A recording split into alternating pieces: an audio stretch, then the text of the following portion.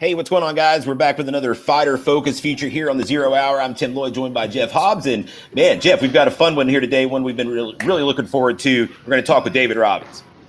I know I'm looking forward to it. It's been a while since we've had this opportunity to talk to David, and I got a lot of questions. I know you got a lot of questions, and I'm pretty sure the people watching that have followed David's career have a lot of questions. So hopefully we'll get a lot of those answered today. So yeah, let's set the table here. David, thanks for joining us. Of course, David 6-0, won no contest as a pro. One of the top rising prospects here in the Southeast that we've had come up over the years. And we're going now on 2 years since the last time you fought. So let's get into it a little bit, man. You changed locations for your training now, out of Cleveland now, up in Kentucky. Before we get into the fights, talk a little about your new location, your new gym, your new training environment. All right, cool. So you guys can hear me, right?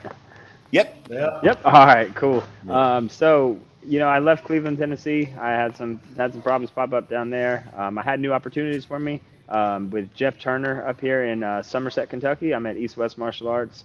And he opened doors. He was looking for a younger kind of adult so they could kind of expand their adults program, do more of an MMA focus more on the jiu-jitsu and the like Muay Thai and MMA rather than karate. So he brought me in. Jeff's under the same association as me. He's a Killer Beast school already. He's under Israel. So Israel kind of was the bridge between us. He linked us together, and, I couldn't be happier up here. As you see, I'm in a beautiful gym, got great equipment, and I'm just happy to be here.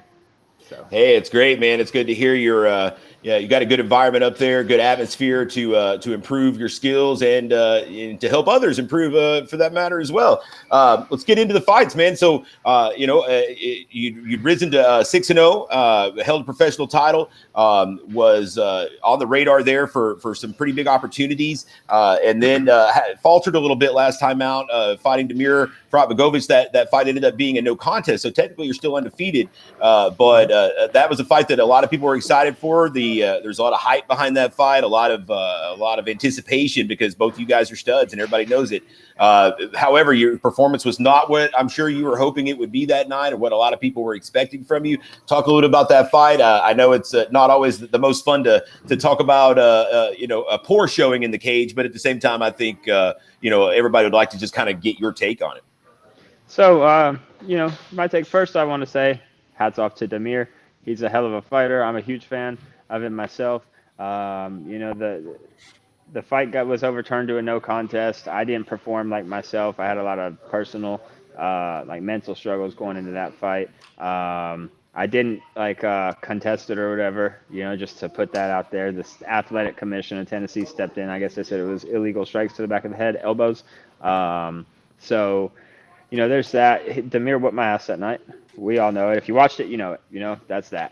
And that's just to be, blunt and honest about it. He's had a couple good wins since then, and I'm excited to see what happens with his career moving forward.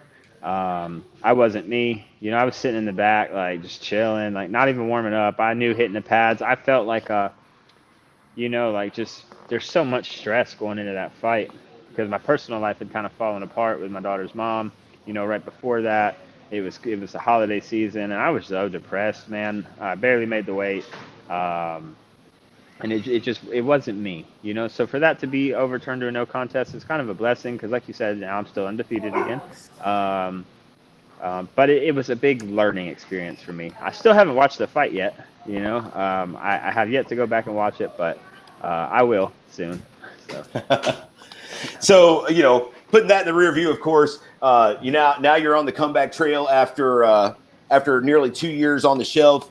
You're going to be fighting at the very first ever Aries Fight Series, which we're obviously excited for. That's going to be going down October the 30th, so we're about 2 weeks out now at this point. Chattanooga, back to your old stomping grounds now for this first return fight back. You're going to be bringing Kentucky with you, though. And I'm excited for it. You're going to be taking on Corey Delaney this time, a guy that local fight fans are familiar with. Last time out, fought Weston Wilson. He got subbed in that fight, but showed some pretty good wrestling early on. He's a guy that is very well put together. He's athletic. He's explosive. He's got good striking. quite a bit of boxing experience. Talk a little bit about this fight as your return fight, your comeback fight. What are the things you need to watch out for here? Jeff said it in the last episode. He was like, Tim, he tried to talk David into easing back in, just do a tie fight or this or that. But nah, bro, I want the little gloves on. I was ready to get back to it because if you're striking, if something goes wrong, you still just got to strike. You know what I mean? On the off chance something goes wrong here, at least I can go from striking to grappling. Right. You know what I mean? But now Corey, he's tough. He's got a 50-50 record. But the guy fights anybody. He just fought this guy who just fought on the Contender Series. That's Slava, who's the striking coach from Team Alpha Male. Like, dude's fighting world-class competition. And so he's 50-50. Okay. He's had 19 professional boxing matches, too.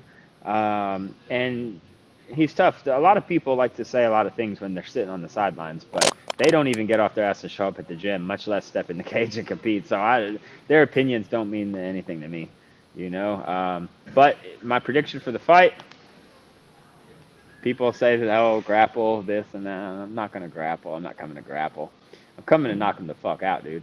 And I think when I put this power to him, dude, I fought strikers before, and they start turning into grapplers when I start hitting them. And I think the same thing's going to happen, So he's got his strengths, things I need to watch out for. He's elusive on the feet. He's a little bit all over.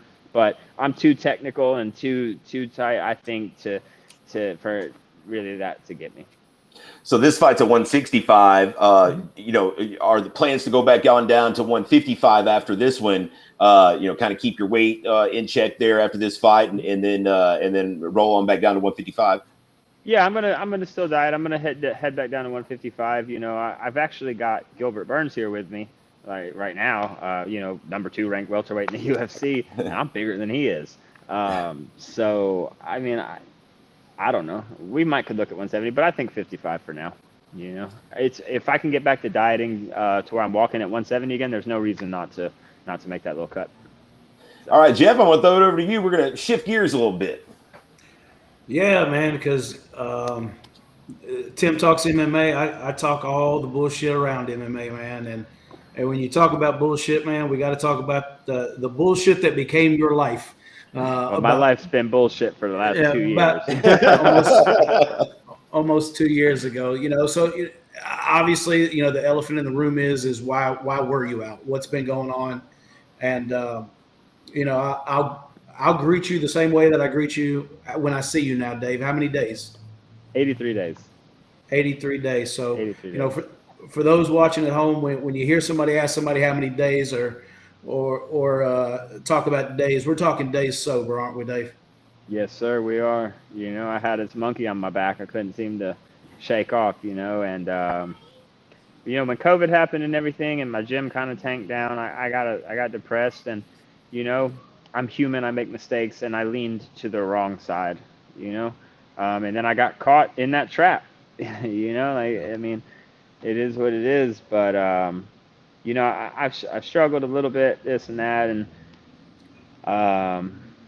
every time I put it down before, I'd put it down because there was jail or something like that happened, but this time, I was done, man, and I really feel special about this one, and this time I put it down on my own. I didn't need to go to jail first. There's none of that, I said enough is enough. I want to take control of my life. I left the area I was in, even though that was the first place I lived longer than 3 or 4 years. I lived in Cleveland for 12 years, and Cleveland felt like home to me. It was the first place I felt grounded. And so it was really tough to give that up, but I know the person that I am, and the person that I am when I'm in Cleveland, it wasn't reflective of who I am for real, and I've had so many more opportunities present themselves now, and life has just gotten so much better, man. And regardless of the fight, whether whatever happens, win, lose, whatever, the fact that I was able to put this shit down, get back to where I was, and step back I'm a winner walking in already, and in my head, I already know I'm 7-0. I just got to show up and pick up that W. Yeah, you and I talked a little bit. We exchanged some messages, some texts, not too long ago, and that's kind of what we talked about was, the fight is almost secondary this time around for you? I know the juices, the competitive juices, getting back in there and doing what you love is important to you, but it's almost like, this fight being over with signifies so much more than just a win on a record to you. This is beating more than just your opponent. It's uh, you know KOing the bullshit. It's the culmination of a lot of work. Again, people outside of what we do don't even understand how much you lost. I know you talk right now about the opportunities that have presented itself since laying that shit down, but you had a lot taken away. I mean, you people talk about getting the phone call. Hell, you had the phone call and you had an opportunity um, to go on go on a show that was your foot in the door, and when those opportunities come knocking, you couldn't answer, and you had to pass up a lot. So what is it? 83 days in, by no means is the fight over. You're going to have to answer tomorrow how many days. You're going to have to answer the day after that how many days. You're going to be answering that question a long time. But this many days in, you talked about your gym owner bringing you in another young adult. What's your role now going to be, though, to those other guys that are starting out and you see kind of fucking up, man, and going the wrong way, being able to be that cautionary tale of, man, I had it all right there and it was right in the palm of my hand and I fucked it up. And you're the first person, like, I talk to a lot of people that have been through the situation you have, and it's somebody else's fault. They blame somebody else. Well, this person did this to me. This is what happened. I was going through this hard time. And you've never done that with me. I don't think you've ever done that with Tim. It's like, just like you said, Demir whooped my ass. Drugs whooped my ass too. You've never been, you've never shied away from that. One person I have to, and we used to be really close, and we're not anymore. And, we, I guess, each have our personal feelings about it. But one person I do have to thank for that is a guy that used to be in my gym, is Joe Hoffer. He's a black belt in jiu-jitsu. He's also a district attorney in Bradley County. He gave me a book when I first opened my gym. It's called Extreme Ownership, and it's just about taking accountability, taking responsibility for your problems. I fucked my life up. Nobody put a pipe in my mouth and lit it for me. You know what I mean? So I did that myself, and along with a lot of other ways, and I'm not going to get into that. But, taking ownership of my mistakes is something I feel like that's only is going to make me it makes me a greater man. I can be a better coach now because I understand a whole other side of life that I had never, lived on before. And even when people before, I was this great role model and stuff, but when I would see people that struggle with drugs, I'd just be kind of like, oh, pass some to me. It just wasn't the thing, I've heard a lot of people in my time. When I got on, I've hurt people, and I'm sorry for everybody that I've burned a bridge with. But I do want to say that I've gotten, restored a lot of these relationships. I got my man back right here. You guys don't know. Joseph, he's up here training with me for the weekend, and I just been working on restoring those relationships and everything, man. And I know it's going to make me as a person all around better. So I know we talked a little bit about drugs, but that other drug that's out there too, females. Woo! Man, that's the one right there, bro. You mix those two things together for me. That's a cocktail for disaster. For me, you know what I mean? It is. If you have the one thing, you can have all the other. You can have all of them if you got one. You know what I mean? Well, the only reason why I bring that up is I know that was besides the substances, that was one of your bugaboos too, is females. But I have noticed here lately, just as well as the female can be one of your downfalls, it can also be one of the biggest pick-me-ups. And when you find one that's right for you, and I noticed here lately, it seems like you may have found you one. Is that true? Is that a fair statement? At least somebody I would say that is helping keep you on the straight and narrow? I did. You know, I found one. I found one that I like well enough that I let her have her thumbprint on my phone. You Oh, know what I mean? She could go. oh, Oh, oh. so you know, and I post her pictures on Facebook with me. So I've been trying this whole respect women thing lately, and who would ever thunk it? But like, it's It actually not works. bad, you It know. works. Yeah.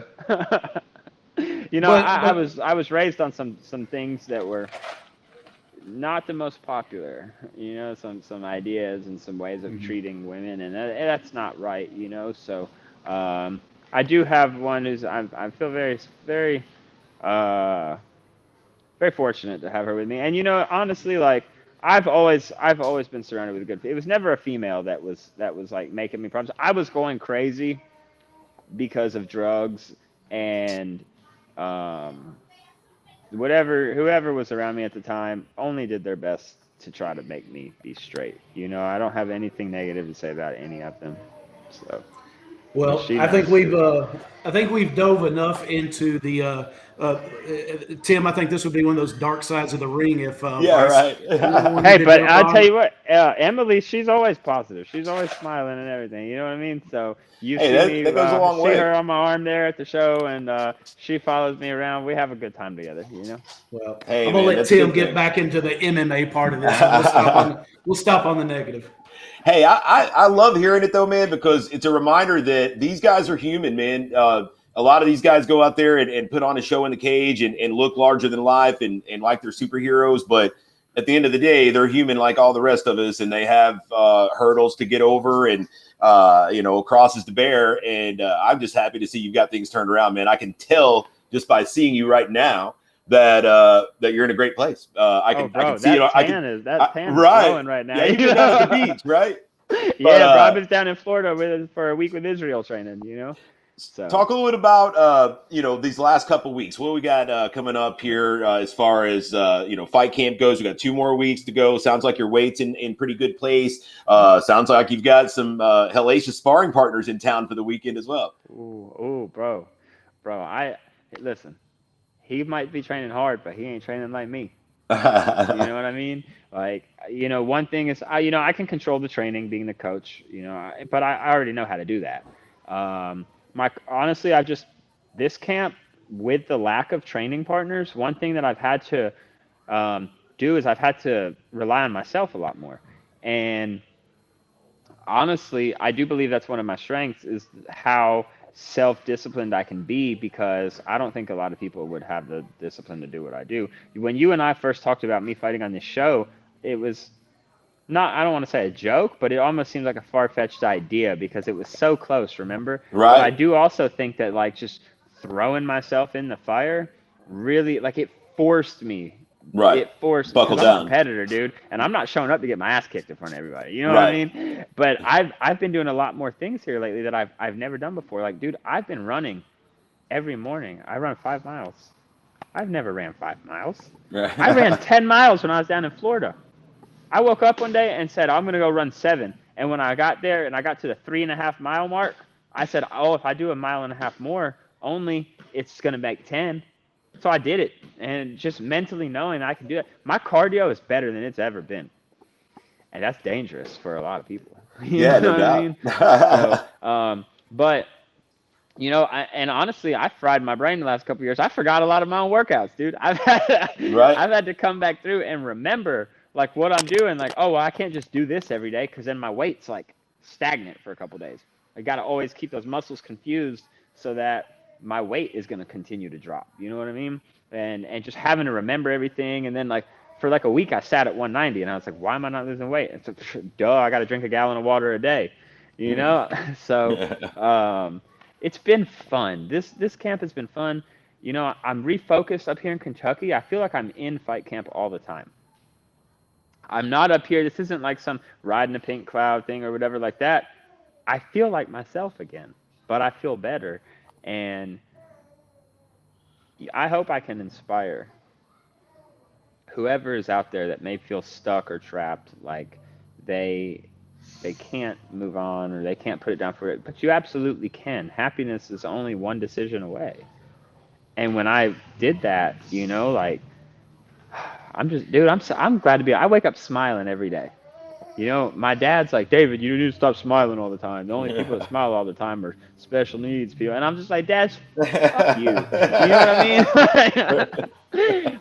But man, I'm just happy because coming from where I just come from, like when you're down there on the bottom with bottom feeders for so long, and you know, like you just rise out of it. It just feels amazing, dude. And I'm glad to have such a strong support system with me. I'm glad to have you guys. I'm thankful for you all because even when I was way out there, man, y'all knew what was up. You can look at me and tell. And you know, y'all never gave up on me. And Hey, I appreciate that, you know. So well, I've been high on you for a while, David. You're a talent that I wasn't always for sure you're going to snap out of things and make your way back. I was hopeful, but I can't say that I knew for sure that they would happen. And that was one thing that would always kind of weigh on me. It's like, man, that was a lot of talent that I really think we could have pushed on to the next level and done some special things with. I hope that's not all gone. So it's good to see that you're back, man. What about you've got good management. You get Matt Weibel with first round management. You've got the right machine behind you as far as getting those opportunities. Is the goal still the same? Now that you're back in the saddle, is the goal still that top level? Are we still going to the UFC? You know, as high as you can go. And I've got now one better that for you. Okay, yeah, let's hit The me other with it. night I was sitting there and I was smiling and I looked at Emily and I said, "You know what?" She said, "What?" I said, "I'm going to be the UFC champion." And I believe it. Hey, And there's nothing anybody can do to fucking make me believe otherwise. If I stay focused like I'm focused right now, I will have that gold. And y'all got some sweet ass belts. Don't get me wrong. You know, I saw that new one, y'all belts, but that belt's gonna be mine. hey, man, And I you know love the what? focus Nobody there. can hold me down harder than I've held myself down the last 2 years. And I believe it's my time. I've done this half my life. Literally every 2 days I've been alive, one day I've spent on the mats training. That's a I've done long this a time. long time, and I think I want to show everybody. I want to show everybody I'm not just a striker who can do submission. I can do everything. Fuck that. I'm out of my head, dude. I can do whatever I want to do. I can wrestle. I can grapple. I can strike. I can box. I can kickbox, and I'm gonna show you all. I'll give you one more here before we wrap things up. Is there? Okay. Do you have having the 2 years off? Do you come back with a sense of urgency in that I've got to make up ground? I've those last 2 years were two pretty.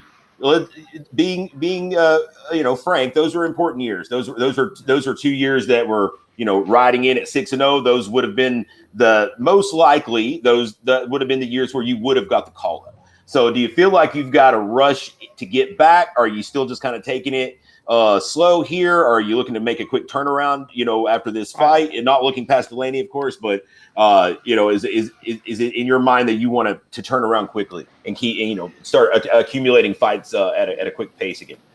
I've always been a big fan of Muay Thai, right? And that traditional Thai style. And the thing that I think what makes them so great is how frequently they compete. And if you remember, I rattled off 7 fights in 14 months. Yeah. You know, I like to. It takes a lot of effort to get in shape, and I'd rather just get in shape, stay there, and continue fighting, than have to get in shape, bloat up, get back in shape, and I'm constantly doing the yo-yo. I don't Yeah. want to do that, bro. I know I'm the next. I know I have next level talent. I know it. I look good. I tell you, like I said, I got a good tan right now. You know, there's a $1 million smile. There's no reason the UFC shouldn't sign me after this fight itself. But if that's not the case, I'll continue making such a spectacular resume that they have no options but to sign me.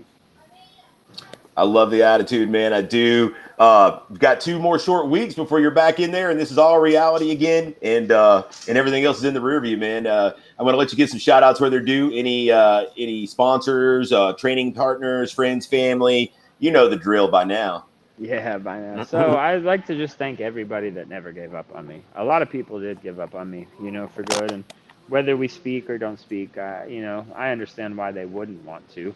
But, I still love everybody. And if they message me, I'll treat them all the same as if nothing ever happened. I want to thank my family, thank my friends. I want to thank Joseph. Joseph never gave up on me. Even when I was way out there, he'd be like, man, I don't even care if you ever fight again. I just want my friend back. He's always been there. I have a really, really great girlfriend who really does a lot for me. You know, she cooks my breakfast, she cooks my dinner, she rubs my back. I don't ask for much, you know, but you know, my parents never gave up on me, and my mom and my dad, they instilled this undying like will in me. I never give up, and you know, my mom's Buddhist, she chants a lot, so I don't know, maybe her chanting a lot has worked, you know. I'd like to thank my lawyer for helping me hand the district attorney's office 13 L's. Uh, and I'd like to thank Jeff Turner at East West Martial Arts. Every single student here that's helped me get ready. I really appreciate everyone, and I'm just kidding about the DA thing, so please don't. Oh man, I'm looking forward to it, man. Jeff, you got anything else before we wrap this thing up? No, man, I've had a blast, man. This is a good interview. A lot of information that needed to get out there. And hell, like you guys said, man, freaking 2 weeks away, guys. 2 weeks away. 2 weeks away, dude. I wake up, the hairs on my arms are standing up. I want to thank Gilbert Burns too. He for flying in here, and then as soon as I told him I had a fight in 2 weeks, he's like, "Oh, we need to train." Can't beat that. Well, shit. Let's train. We better get to it. One more time, no, Mr. David Robbins, guys. We're going to be seeing him at the very first ever Aries 1, October 30th, Chattanooga, Camp Jordan Arena. Get your tickets at fightertickswiththenext.com. Make sure you select David's name from the drop-down menu so we can make some cheddar. And if you can't be there live, you can watch it live on pay-per-view at spectationsports.com. David, man, been too long, brother, and I'm excited to see you back in there in a couple short weeks, man. And best of luck in training, and we'll see you in Chattanooga here 2 weeks from today. Yes, sir. Thank you guys for having me on. I really appreciate it, man. Y'all have a good day. Okay. All right. See you, man.